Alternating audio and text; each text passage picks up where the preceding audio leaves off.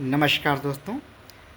Lord Dalhousie इस नाम से आप सभी परिचित होंगे। आज भारत की गवर्नर जनरल और वायसराय की श्रृंखला में देखते हैं लॉर्ड डलहौजी को। और लॉर्ड डलहौजी की समय की महत्वपूर्ण घटनाओं का क्रमिक रूप से हम अध्ययन करते हैं। लॉर्ड डलहौजी जहाँ एक तरफ भारत में ट्रेन सेवाओं की शुरुआत, रेल सेवाओं की शुरुआत, डाक तार की शुरुआत, पीडब्ल्यूडी विभाग का निर्माण के लिए जाना जाता है, वहीं दूसरी तरफ वो व्यपगत की नीति डॉक्ट्रिन ऑफ लैप्सेस के लिए जाना जाता है, जिसके द्वारा उसने भारत में बहुत सारी भारतीय रियासतों को ब्रिटिश साम्राज्य में मिला लिया। और ये कहा जाता है कि जो प्रथम स्वतंत्रता संघर्ष हुआ उसमें डॉक्ट्रिन ऑफ लैप्सेज एक महत्वपूर्ण कारक था। इस धोखाधड़ी के सिद्धांत के द्वारा लॉर्ड डलहौजी ने भारतीय रियासतों को गलत तरीके से गलत नीतियाँ अपनाकर ब्रिटिश साम्राज्य में मिलाया। तो आइए देखते हैं एक एक करके। सबसे पहले तो मैं ये बता दूं कि 1848 से लेकर 1856 तक वह भारत में ब्रिटिश गवर्नर जनरल के रूप में काम किया। लॉर्ड डलहौजी के समय की जो सबसे पहली घटना थी वो थी द्वितीय आंग्ल सिख युद्ध, जो कि 1845 से 46 तक 1848 से 1849 तक, 1845 से 46 तक प्रथम आंग्ल सिख युद्ध हुआ था। द्वितीय आंग्ल सिख युद्ध लॉर्ड डलहौजी के समय हुआ 1848-1849 में। और द्वितीय आंग्ल युद्ध के बाद ही लॉर्ड डलहौजी ने पंजाब का विलय ब्रिटिश साम्राज्य में कर लिया। 29 मार्च 1849 को लॉर्ड डलहौजी ने पंजाब को अंग्रेजी राज्य में मिला लिया, अंग्रेजी राज्य में विलय कर लिया। इसके बाद जो उसके समय की दूसरी महत्वपूर्ण घटना थी वो थी द्वितीय आंग्ल बर्मा युद्ध।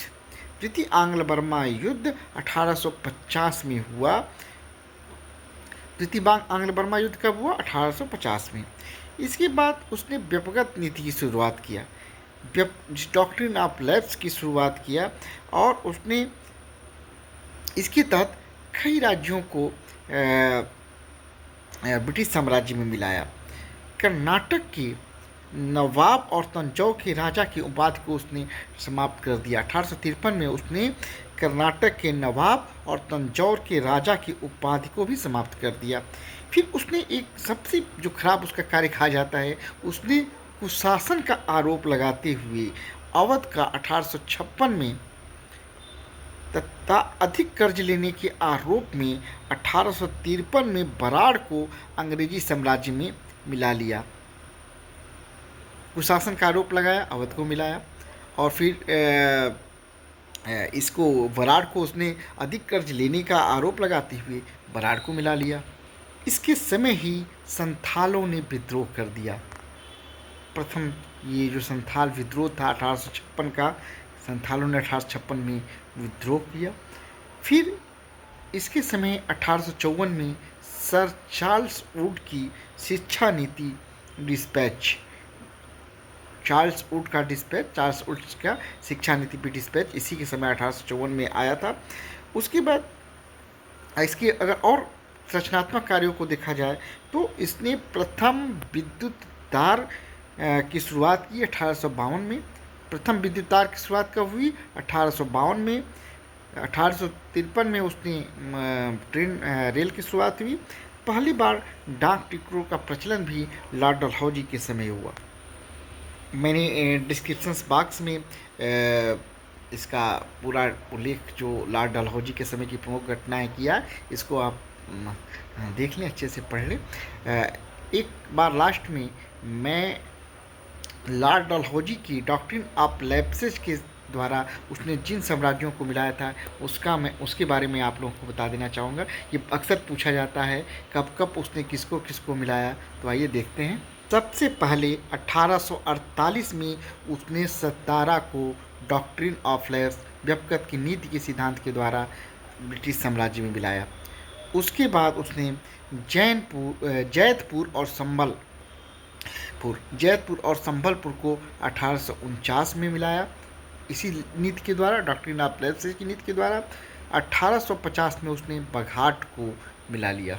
1852 में उसने उदयपुर को, 1853 में झांसी को, 1854 में उसने नागपुर को डॉक्ट्रिन ऑफ लैब्स नीति के माध्यम से उसको ब्रिटिश साम्राज्य में मिला लिया। तो इस प्रकार उसने ब्रिटिश साम्राज्य की सीमाओं में व्यापक विस्तार किया।